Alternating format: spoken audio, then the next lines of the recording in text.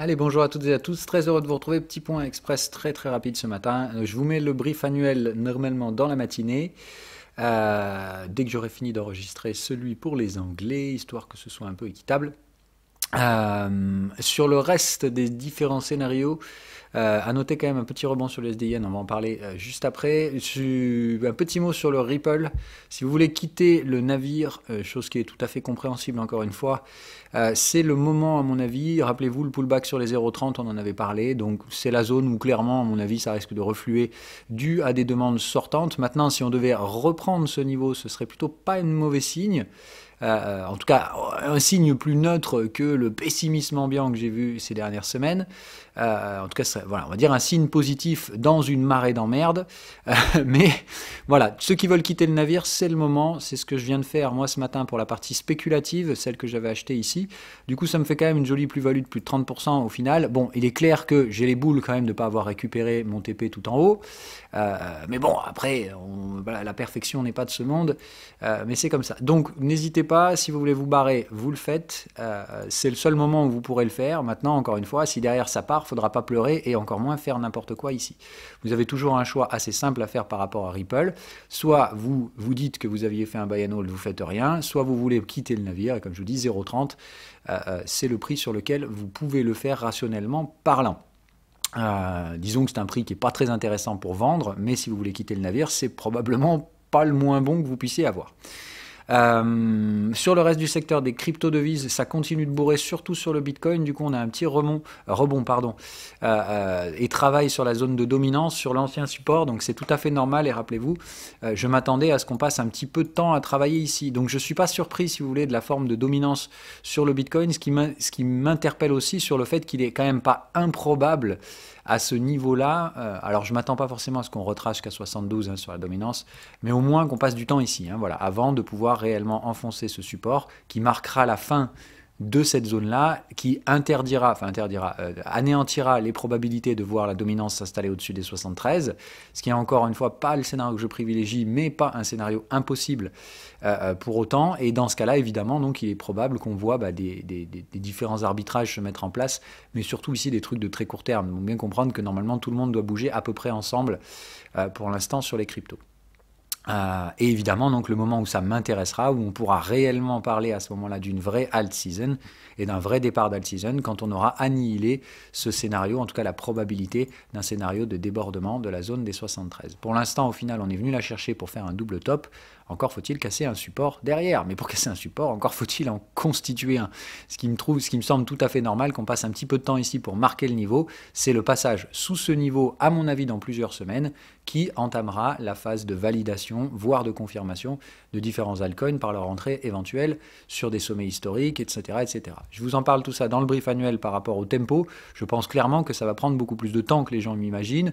Et pour être tout à fait honnête, pour moi, c'est minimum février, voire mars, avant de pouvoir réellement casser ce niveau, casser cette moyenne. Donc vous voyez, moi je m'attends franchement à ce qu'on se fasse chier comme un rat mort pendant plusieurs semaines sur les cryptos avant de pouvoir enfoncer éventuellement, et encore une fois, il peut se passer pas mal de choses entre-temps, ces niveaux-là où on pourra à ce moment-là raisonnablement parler de confirmation sur différents altcoins, etc.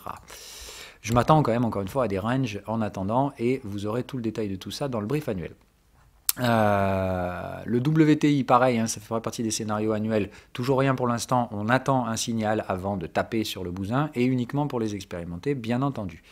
L'USDN, comme je vous le disais, tente un petit rebond hier, mèche haute, mais on pourrait le confirmer aujourd'hui. Donc encore une fois, à faire très attention, on est sur des contextes ascendants, des contextes baissiers face à des contextes extrêmes, donc des contextes d'UT supérieurs qui sont haussiers, et des moyennes baissières. Donc pour moi, la pression est très baire, et ce support ici est très incertain, mais encore une fois, attention au pote dollar, que tout le monde aujourd'hui veut absolument vendre, etc. Si maintenant les gens le prix commence à baisser, et que ces mêmes particuliers qui vendent depuis les 1,20 commencent à se mettre à l'achat des supports, vous savez ce qui va se passer. On va effectivement partir dans un range. Donc, toujours beaucoup de prudence par rapport au dollar et pour ma part, encore une fois, surtout par rapport au yen. L'euro-dollar autant est très imprécis et clairement je ne me mettrai pas à la vente dessus, mais autant l'USD-yen, voilà, je vous en parle dans le brief annuel, il ne me surprendrait pas qu'il nous pète les burnes, quitte à nous faire des fausses cassures pour venir taper la moyenne avant de s'effondrer. Hein, donc encore une fois, les vendeurs du USD-yen, j'en parle dans le brief, gardez les positions de 2020. Mais encore une fois, n'entrez pas de position vendeuse sur des supports qui peuvent catalyser des rebonds assez brutaux parce que tout simplement, en fait, vous risquez de vous manger ça pour espérer gagner un petit peu plus que ça à la baisse sans jamais avoir évidemment la certitude de quoi que ce soit. Donc moi, je trouve ça plus du tout intéressant en termes de positionnement relatif au prix qu'on a actuellement. Donc laissez et sortez l'USD-Yen de vos scénarios pour l'instant, sauf si vous avez des positions à des prix beaucoup plus attractifs qu'on connaissait lors de 2020 et particulièrement les points Covid. Voilà, Apple hier, séance absolument affreuse et la question va donc être de voir qu'est-ce qui se passe pour la suite, mais là c'est gap baissier, clôture en bas, prêt à réintégrer la troisième borne, on casse les premières moyennes mobiles ici à court terme avec des clôtures, hein. Donc là attention, ça sent clairement je me suis fait chasser comme un gros malpropre ici par du market making, bon après ça arrive, hein, voilà, mais encore une fois dans ces genres de valeurs là mieux vaut préférer la sécurité, hein, c'est-à-dire qu'avec un prix de revient que j'avais à peu près vers les 125, je me fais sortir à 135, bon c'est pas la fin du monde, je perds 10 $ par action, je préfère ça que de me laisser porter dans un machin qui monte sans savoir où, hein, voilà. Donc quitte à reprendre le trade, ce que je ferai probablement dans les prochains jours, bien entendu. Amazon, ça sent la merde également puisque c'est le même type de session, clôture en bas avec une mèche haute et un gap baissier, attention encore une fois, je sais pas à quel prix on va réouvrir aujourd'hui et on va aller regarder les indices, mais pour moi, tout débordement ici des niveaux de support, cassure de ces canaux de tendance et de contexte, c'est breakout baissier d'une structure en diamant et autant vous dire que ça va pas être joli derrière puisque clairement on ressort aussi vite qu'on est rentré et comme je l'ai dit dans un diamant on revient chercher le support précédent avec un momentum assez puissant, la forte probabilité de glisser sous ce support. Amazon, ça fait 50% de baisse, hein, je vous le dis juste comme ça. Maintenant, après, encore une fois, c'est pas la fin du monde. Et à 50% de discount, c'est pas inintéressant de se positionner sur ce type de valeur. Voilà, donc toujours pareil, des risques très sectorisés sur certaines actions et sur certains secteurs financiers. Maintenant, encore une fois, vous voyez ce matin, le Nasdaq, c'est celui qui rebondit le plus, avec un gap haussier. Donc la question étant, est-ce que réellement le Nasdaq va nous envoyer un signal vendeur? On l'a ici clairement, hein, c'est un exit et c'est très très moche ce type de truc. Mais je vous ai fait part de mon incompréhension par rapport à ça et du risque de traiter ce genre de signaux très agressivement pour la raison pour laquelle ils sont sur des switches. D'accord, enfin sur des switches, ils sont sur des débuts de bougies. C'est-à-dire que là, ça se produit sur la première bougie d'une échéance de contexte et d'une échéance extrême, c'est-à-dire de contexte du T supérieur. Bon bref, la fin de l'année. Autrement dit, la première séance ici d'une nouvelle bougie, c'est généralement compliqué parce que surtout quand on a clôturé la bougie précédente tout en haut, hein, voilà, faire du reverse en début de bougie, c'est très emmerdant parce que tout simplement, là, la prochaine bougie de contexte, c'est avril. D'accord ? Donc il faut bien comprendre que ça laisse beaucoup d'incertitudes sur cette portion-là. C'est-à-dire que faire un reverse dans ces conditions-là, normalement, il faut casser le plus bas qui a été fait sur la bougie précédente. C'est-à-dire que là, si on voulait vraiment donner un signal de vente sur le Nasdaq, il faudrait qu'au courant de ce truc-là, on clôture sous les 11 000. Et là, on enverra un signal vendeur en faisant un avalement baissier, c'est-à-dire un vrai piège vendeur classique. On clôture une bougie tout en haut et on fait un avalement baissier sur la suivante.